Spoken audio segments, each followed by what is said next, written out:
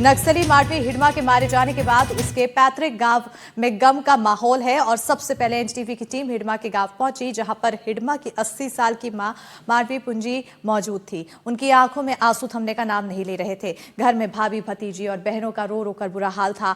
उनकी सिसकियों से पूरा आंगन गूंज रहा था। परिवार के पुरुष सदस्य हिडमा का शव लेने आंध्र प्रदेश रवाना हो गए हैं, जिससे घर पर केवल महिलाएं ही रह गई हैं।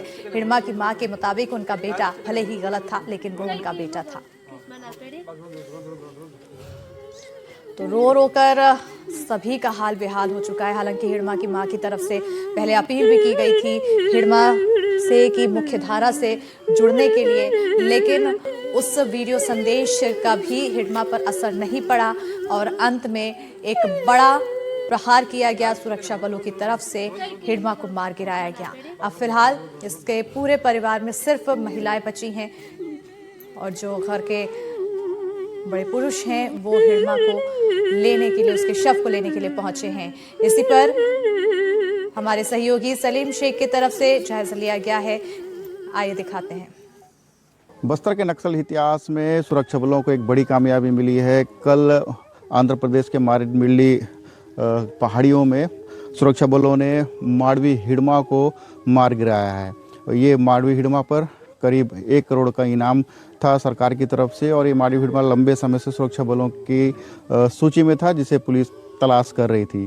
और जितने भी जो बस्तर के नक्सल अलग अलग इलाकों में बस्तर के जो घटनाएं घटी हैं, सुरक्षा बलों को जो नुकसान पहुंचा, माडवी हिडमा ही इसके पीछे मास्टरमाइंड था। और पुलिस का दावा है कि माडवी हिडमा के साथ 6 नक्सलियों के डेड बॉडी मिले हैं। अभी सभी डेड बॉडी आंध्र प्रदेश के मारेडमिल्ली के पास रंपा सोडावरम के अस्पताल में रखे हुए हैं। इस वक्त मैं माडवी हिडमा के पैतृक गांव पुवर्ती में हूं और ये पुवर्ती का जो पीछे का जो घर दिख रहा है, ये हिडमा के बड़े भाई का घर है।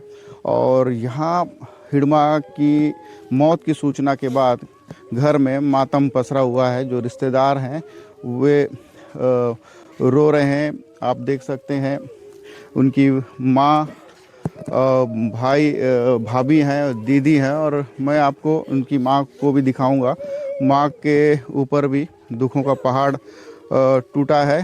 खैर बेटा जरूर आतंक का प्रयार जरूर रहा है, लेकिन एक माँ का दिल जो है वो पसीज गया है। बेटे की मौत के बाद माँ पर दुखों का पहाड़ टूटा है। आप देख सकते हैं माँ सामने नहीं आ रही हैं।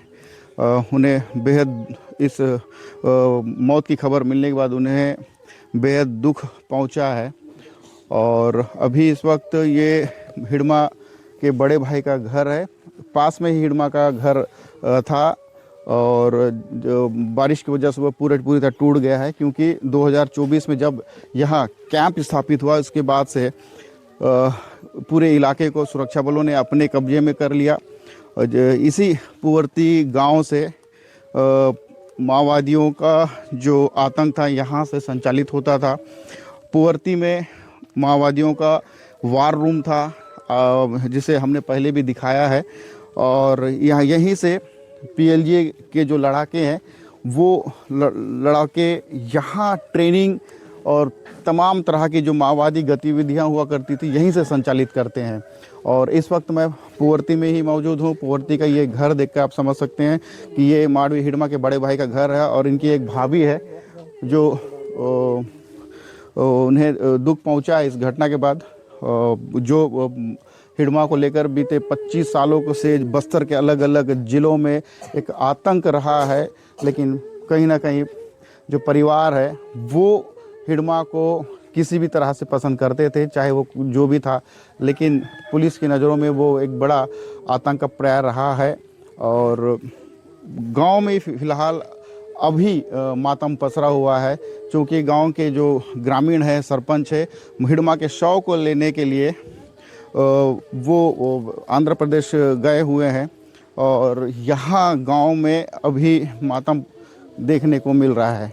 और जिस तरह से कल से जो खबरें आ रही थी हिडमा को लेकर, हालांकि आंध्रा की पुलिस ने इसकी पुष्टि कर दी और मौके से जो हथियार बरामद किए गए हैं।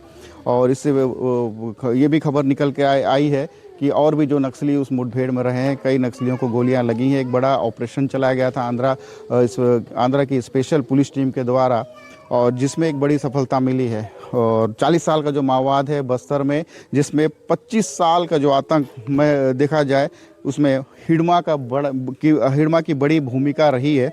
गांव में 2026 में यहाँ सुरक्षा कैंप खोला गया, जिसके बाद से गांव में विकास कार्य देखने को मिले हैं। और ये आप देख सकते हैं, ये आंगनबाड़ी केंद्र है। यहाँ नौनिहालों को शिक्षा दी जा रही है, बुनियादी शिक्षा दी जा रही है।